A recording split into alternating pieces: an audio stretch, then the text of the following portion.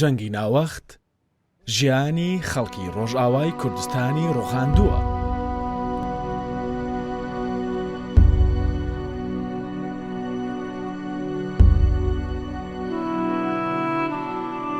دەچمە کڵێسای گوندێک کە داعش وێرانی کردووە. ڕاستە ئێرە مزگەوت نییە، بەڵام خۆشوێنی خوداپەرستیە. بیرروباوەڕی ئاینیش هۆکارێکی گرنگی سەقامگیری دەرونیە. ئەمە کۆڵگەیەکی سەرەکیە لە تەندروستی مۆدێرنەدا. پێش ئەوەی جەنگ ڕووبدات ئێرە گوندێکی ئاشوودیەکان بوو. ئاشوودیەکان لێرە لە ناوچەیەکی موسڵمان نشیندا بە ئازادی و سربەستی و ئاشتی دەژیان. بەڵام کە جەنگ ڕوویدا مەترسیەکانی داعش لەسەر ئەم گوندە وای کرد کە ئاشوودیەکان ئێرە چۆڵ بکەن. ئەم کڵێسایە شوێنی پەرستشی دانیشتوانی ئەم گوندە بوو. بەڵام جەنگ کڵێساکەی وێران کرد. بۆمباباران و تۆپباران باڵاخانەکەیان بەسەر یەکدا ڕووخاند.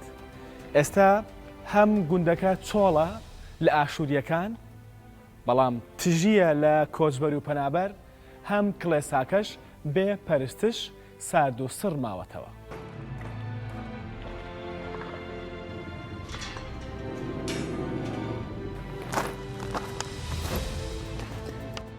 پێش هاتنی داعش ئێرە کڵێسایەکی ئاوادان بوو، بەڵام ئێستا خۆتان دەیبینن.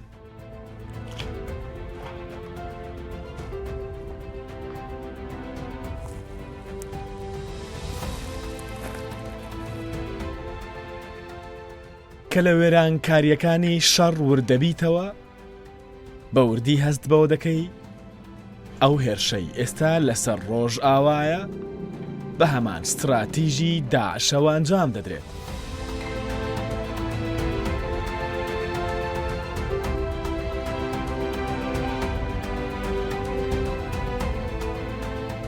ڕووخان تەنیا کڵێساکەی نەگرتووەتەوە، بەڵکو گوندەکەش بە سەریەکدا داڕووخاوە.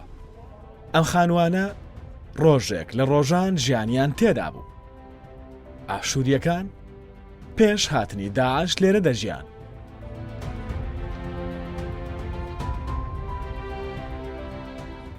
ئێرە گوندی تەلنەسریە، یەکێک لە گوندە تایبەتەکانی ئاشووریەکان. لە ساڵی 2013 کاتێک داعش هێرشی هێنا، ئاشووریەکان لێرە ناچار بوون ئەم گوندە بەجێ بهێڵن، چونکە مەترسێکی گەورە لە سەرجانی ئەوان دروست بوو.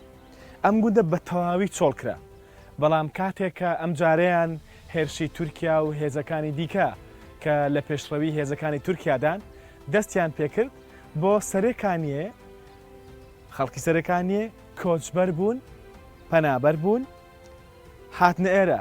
ئەم گوندە لەلایەن ئاشووریەکانەوە پێش چەند ساڵێک چۆڵکراوە، بەڵام ئێستا بۆتە پەناگەی کۆچبەرانی سەرەکانیە. بەرەو حەسەکە دەکەومەڕێ.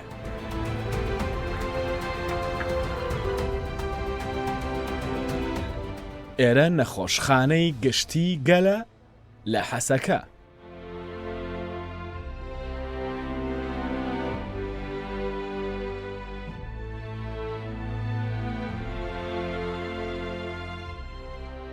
باڵەخانێکی کۆن کە ساڵانێکە لەسەر پێوەستاوە، ناوی نراوە نەخۆشخانە.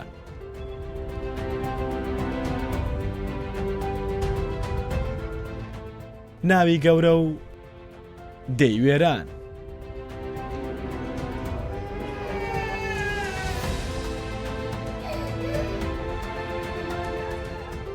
ئەم خاتونە هەموو گیانی سوتاوە. پزیشکەکان پێیان گوتم ڕێژەی سوتانەکەی بەرزە. پزیشکەکان دەڵێن لێرە دەرمان و پێداویستی پزیشکی پێویستمان نین بۆ چارەسەری نەخۆشەکان. بۆیە گەر ئەم کچە گەنجە لێرە بمێنێتەوە بە دڵنیاییەوە گیان لە دەست دەدات. ئەمە حاڵەتێکی سوتاویە کە وەکو خۆیان دەڵێن 175 جەستەی سوتاوە خانمێکە، بەڵام لەبەر دۆخی خراپی حەسەکە و نەخۆشخانەکانی ئێرە لە ڕۆژئاوای کوردستان ناتوانێت لێرە چارەسەر وەربگرێت دەگوازرێتەوە بۆ شام بۆ دیمەشق بۆ لێرە چارەسەر وەربگرێت بەڵام نازانین تا دەگاتە ئەوێ دۆخی تەندروستی چی لێ دێت ئەو حاڵەتە پێویستی بە چارەسەری خێرای ڕاستەوخۆ هەیە بەڵام لێرە و چارەسەر دەست ناکەوێت ئەم دۆخی نەخۆشخانەکانی ڕۆژئاوایە بەگشتی بە تایبەتیش حەسەکە کەرم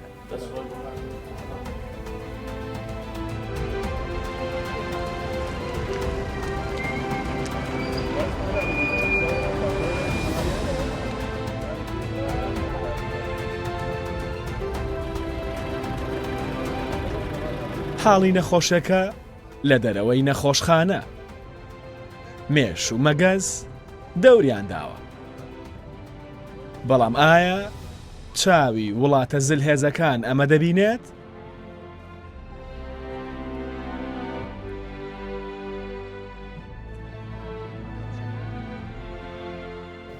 ئێرە نەخۆشخانەی گەلە لە حەسەکە بەڵام نەگەل سوودی لێ وەردەگرێت نە حەسەکە چونکە کاتێک گەل نەخۆش دەکەوێت پێویستی بە چارەسەری پزیشکی باش هەیە لە نەخۆشخانەی گەل دەرمان و پێداویستی پزیشکی یەکجار کە من پێویستی بە هاوکاریەکی زۆر هەیە بۆی بتوانێت خزمەتی گەل بکات گەل کە نەخۆش دەکەوێت یا کە بریندار دەبێت و دەبێتە قوربانی جەنگ دێتە نێو ئەم نەخۆشخانەیە بەڵام نەخۆشخانەکە توانایەکی باشی پزیشکی نییە لەگەڵەوەشدا یەکجار کۆنە هیچ پێوەرێکی پزیشکی و تەندروستی هیچ ستانداردێکی جیهانی بۆ بوونی نەخۆشخانە لە نێو ئەم نەخۆشخانەیەدا نییە.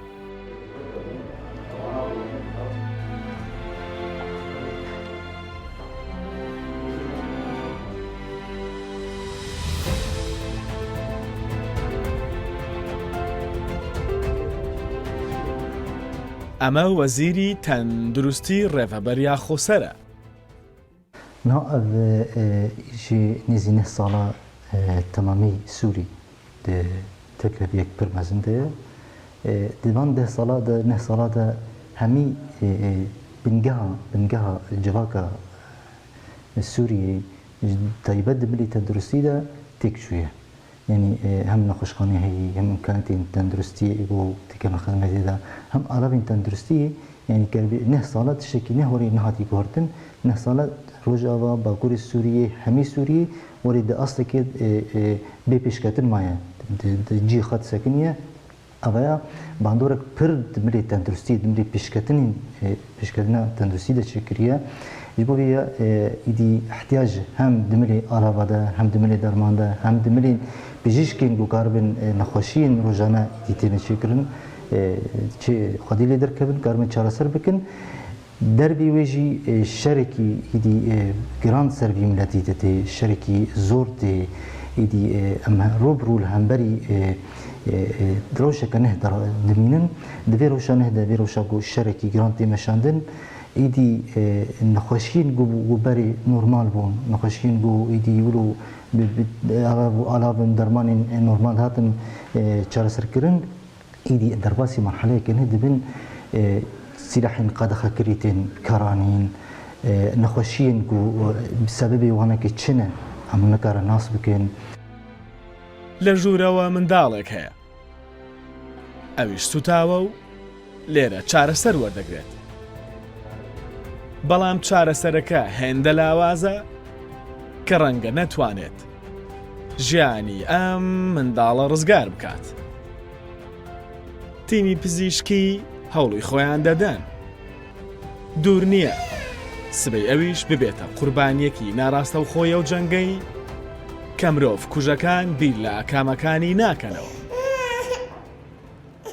ئەو دەلیل دۆکیمنت بەڵگە هەنێ سەر ئەو چەکن قەدەغەکری هاتینە بکار ئاڵین لە ڕۆژاوای کوردستانی دەلیلێن طبیەن پزیشکی هەنە نها دەمی داویدا دەوی شەری سەر تەمامی باکووری سووریە ئێک دەوڵەتە ترک ئێریش دکێ و دەرباسی خاکە سووریە دەبێ جوان برینداری گو هاتن جەمە هاتن نقاتی مەتەبی هاتن خۆشخانەمە وەری جانی هەنە کەسن جوانێکی پڕین جوانێکی جانی وانێکی هاتمە شەوتاندن تەختەریمە جارە یەکیە وان تشتا دەبینن شواتك نورماله تأكيد بي أنا نفسي لحكي نورمال هاتي شوطاندن تأثير السلاح النتقليدي لسوا تنخويا كرن إمكاناتي ما بسيط لقور مخابري ما بسيط هناك جوانا كي مكاربو أم تحليل بكن إثباتا تشتين قال خاكري تيدا هنا وقت نقستين وانا كي كرومكوبات وانا كي تيدا هاتنا ديتن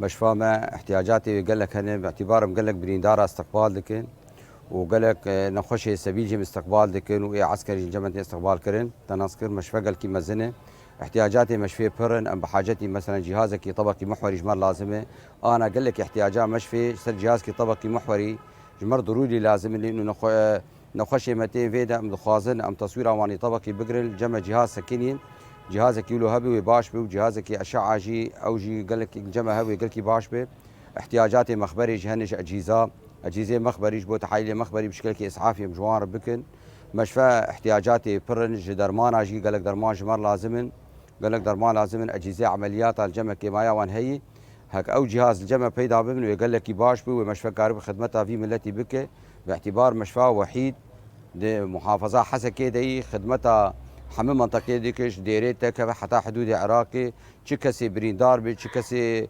بنابر بي تشكسي تشي بي تلفيدك علاج خودك وراح ياخذ الجمع دستينو ام تخازن فان خدمات قشي ام بجانا جير بقدمين فقاوا اجهزه ما متوفر بن ودرمان الجمع قلكي متوفر بن ام قارن بشكلك راستي واملك لك فان كساب سكنن وام قاربن اليكاريه وان بقدمين بشكلك راستي وام قارن خدمت اوان بكن فأم بحاجتي فان جهازه واليكاريه نشي مساعداتي هبنجي ساعتها ونخش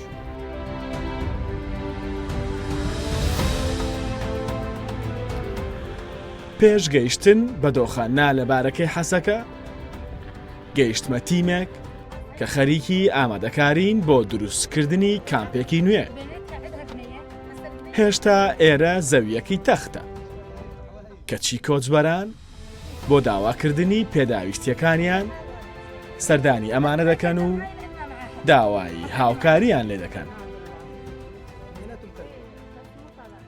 نها ام لكامبا واشوكانينه ام حاضريه في كامبيج 26 مها دها مدى سبيكريه يكي مها يازدا مالبات هاتن ده كوني مزن ما فقرتن جبرق روشا شر قلق مالبات جندو باجاري خدركتن ام مجبور بون ما اف كامبايل في دكي فكر جبرق جيد دبستان والباجاري حسكي نما أنا نها الكامبا واشوكاني صدو نه مالبات هنه 405 كس هنه وكون دبينن ام حاضريا كامبي بامكانيات ريفبريا خسر ام دكن اردي راس دكن كوناداتينن وافجي ام بامكانات ريفبريا خسر ام بيشكش دكن اللي في دكي روشا جياني ام مالباتا قلكي نباش جبرقي كيماني حرتشتي هنا جبرقي منظمه انساني خونه دايبر كامبينه جبو تشيكرنا كامبي ونجبو اليكاريه بيشكشي فان خلكي بكم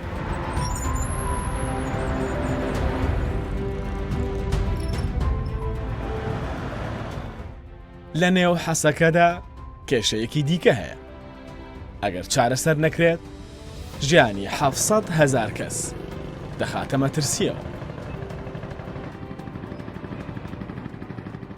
سەرچاوەی سەرەکی ئاوی خواردنەوەی دوو شاری گەورەی ڕۆژئاوای کوردستان کە تلتەمر و حەسەکەیە سەرێکانیە بوو بەڵام کاتێک سەرێکانیە کەوتە ژێردەستی سوپای بەناوی محەممەد ئەوانەی کە سەر بە تورکیان ئاوی ئەم دوو شارە بە تەواوی بڕاوە ئێستا خەریکە کارەساتێکی مرۆیی گەورە ڕوودەدات چکە دوو شار کە ژمارەی دانیشتوانەکەی 700,000 کەس زیاترە بێ ئاوی خواردنەوە ماونەتەوە ئێستا خەڵکی حەسەکە لە ئێوارەدا کە دەبێتە ئێوارە من دەیانبینم کە چۆن پەلەیانە بۆی بڕۆن ئاو پێیا بکەن چونکە ئەم شەویان تاوەکو بەیانی نابێت بێ ئاو بێت.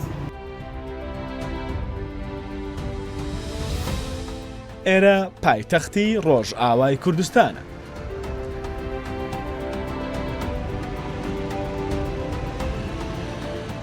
پێیان گوتم دۆخی قامیشلۆ زۆر باشە و جێگەی نیگەرانی نییە.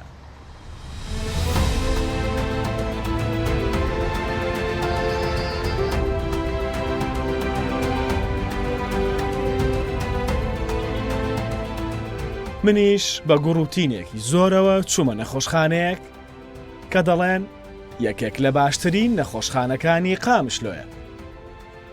بەڵام ئەوەی لێرە دەیبینم کارە ساتێکی دیکەیە.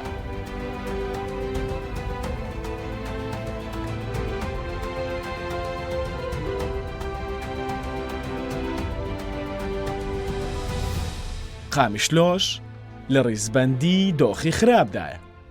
ئەمە حاڵی نەخۆشخانەکەیە.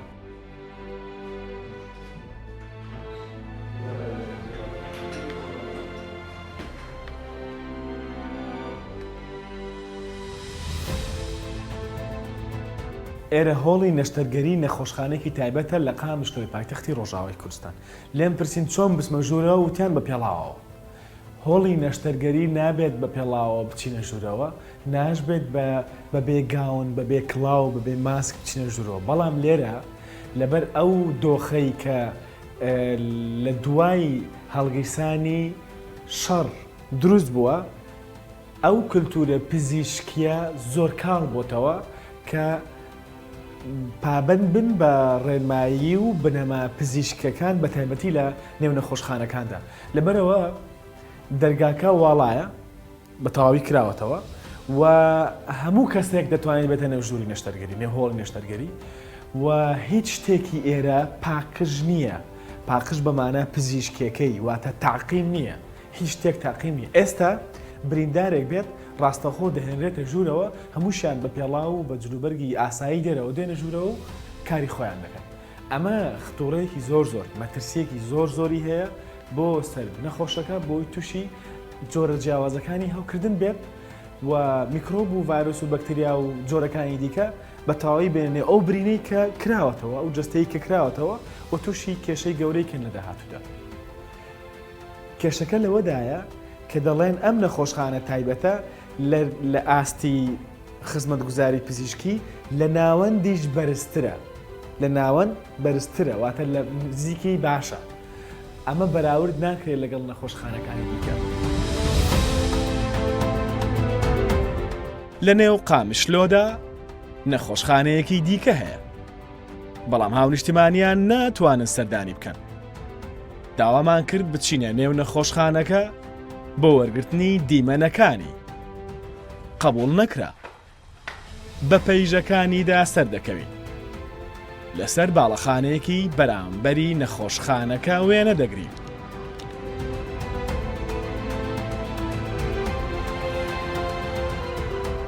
لەو دۆخە دژوارەی کە ڕۆژاوای کوردستانی پێدا تێپەڕ دەبێت لە نێو قامیشلۆدا نەخۆشخانەیەکی گەورەی هی حکومی هەیە کە سەر بە دەوڵەتی سووریایە، سەر بە ڕژێمی بەشار ئەلئەسەدە.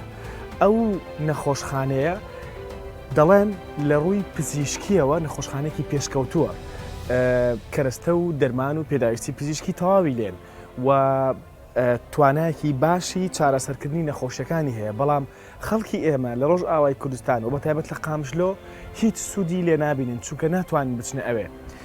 هەر کەسێک هەر تاکێک لە قامیشلۆ بچێتە ئەوێ ڕەنگە ڕووبەڕووی لێپێچینەوەی ئەمنی تون ببێتەوە و هەندێکیشیان ڕەنگە ببرێن بۆ شام بۆ دیمەشق و بخرێنە خزمەتی سەربازیەوە. لەبەرەوە ئێستا چەندین حاڵەتی پزیشکی هەن کە پێویستیان بەم نەخۆشخانەیە هەیە کە لە پشتی منەوە دەیبینن، بەڵام بە هیچ شێوەیەک ناتوانن سوودی لێوەرگرن چونکە کۆمەڵێک ڕێگری تر هەن و بیر لەوە نەکراوەتەوە کە ئەو دۆخە ئەمنی و سیاسی کە لێرە هەیە نەسەپێنرێ بەسەر کەرتی تەندروستی و نەسەپێنرێ بەسەر نەخۆشخانە نەخۆشێک کە گورچیلەکانی لە کار دەکەون کە نەخۆشێکی دڵی هەیە کە نەخۆشی بەرزەپەستانی خوێنی هەیە کە جەڵتەی هەیە کە نەخۆشێکی سەختی هەیە کە شێرپەنجەی هەیە بۆ نمونە هیچ گوناهی نییە کە لە لێو دۆخێکی سیاسی دوو جار بێتە قوربانی جارێک قوربانی نەخۆشیەکەی جارێکش قوربانی دۆخە سیاسەکەی.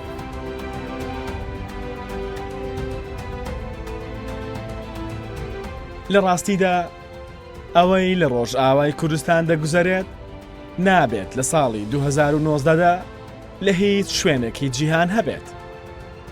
بەڵام ئایا چاوی جیهان ئازارەکانی گەلێکی داگیرکراوی ستەم لێکراو دەبینێت؟